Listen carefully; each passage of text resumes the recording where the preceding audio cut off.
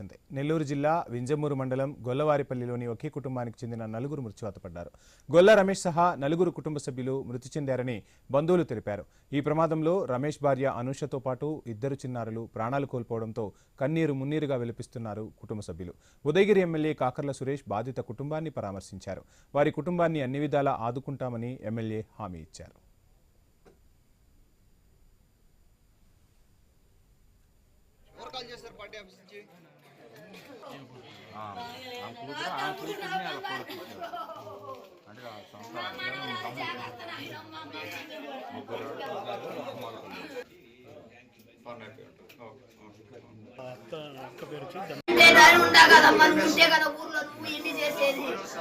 నేను వచ్చే కన్నీ రెడీ చేసి పెడుతుంటు కదమ్మా, నాకెవరు ఉండరమ్మా.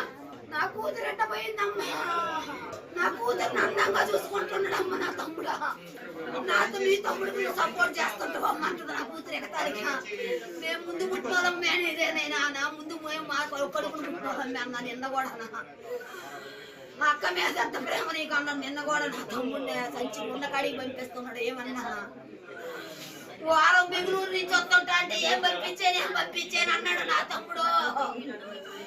డోర్ వేసినా కూడా ఆ పక్కకు పో, డోర్ ఆ పక్కకు పో, ఈ పక్కకు పడి గుర్తుగా చెబుతున్నాడు నా తమ్ముడు.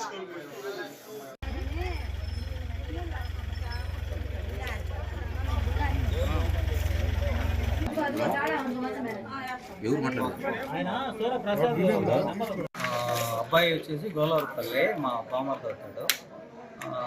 బెంగళూరులో ఉంటాడు, కంపెనీలో జాబ్కి వెళ్తూ ఉంటాడు.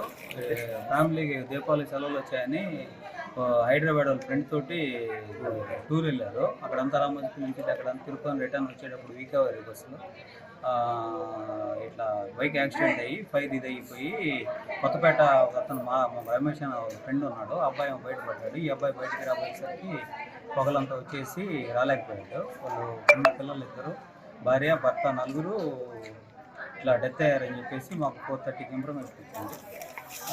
ఎమ్మెల్యే సార్తో వచ్చారు, మాట్లాడుతూ వాళ్ళ అమ్మ నాన్న ఇక్కడ అక్కడికి పంపించేదానికి పాటకు పంపించేదానికి ఏర్పాటు చేస్తారు. అబ్బాయి వచ్చేసి గోలవరపల్లి మా ఈ రోజున దురదృష్టకరమైన రోజు. ఉదయగిరి నియోజకవర్గంలో ఉన్న వింజమూరు మండలంలో మనం గోళ్ళ మాలకొండయ్య గారి వారి ఇంట్లో పెను విషాదం. ఈ రోజున ఒకే కుటుంబంలోనే నలుగురిని పోగొట్టుకున్న సందర్భం.